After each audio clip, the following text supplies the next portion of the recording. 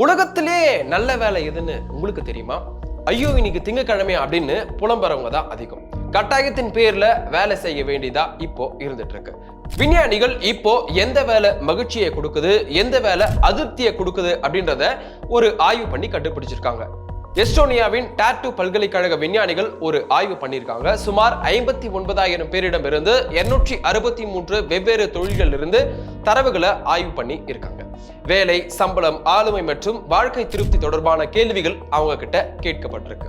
அதுல மருத்துவர்கள், செவிலியர்கள், மருத்துவ வல்லுநர்கள், எழுத்தாளர்கள், படைப்பாற்றல் மிக்கவர்கள், கப்பல் பொறியாளர்கள் போன்ற தொழில்நுட்ப தொழில்கள் திருப்திகரமான வேலைன்னு கண்டுபிடிச்சிருக்காங்க. இதற்கு நேர்மாறா அதிக கட்டுப்பாடுகள், குறைந்த சுதந்திரம் மற்றும் அதிக பொறுப்புகளின் அழுத்தம் கொண்ட வேலைகள்ல மக்கள் குறைந்த திருப்தியை அடைகிறாங்கன்னு கண்டுபிடிக்கப்பட்டிருக்கு.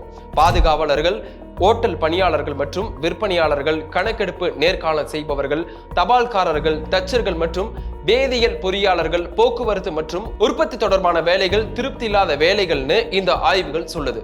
ஆய்வில் வெளிவந்த மற்றொரு சுவாரஸ்யமான விஷயம் என்ன அப்படின்னா, வேலையின் கௌரவம் அல்லது சம்பளம் மக்களின் திருப்தியுடன் எந்த ஒரு முக்கிய தொடர்பையும் கொண்டிருக்கவில்லைன்னு கண்டுபிடிச்சிருக்காங்க. உயர் கௌரவ வேலைகள் அதிக திருப்திக்கு வழிவகுக்கும் அப்படின்னு நாம எல்லாருமே நினைச்சிருப்போம். ஆனா அதுதான் இல்லை.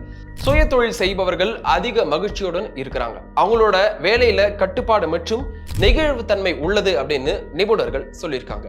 உங்களோட ஃப்ரெண்ட்ஸ்க்கு இந்த வீடியோவை மறக்காம ஷேர் பண்ணுங்க.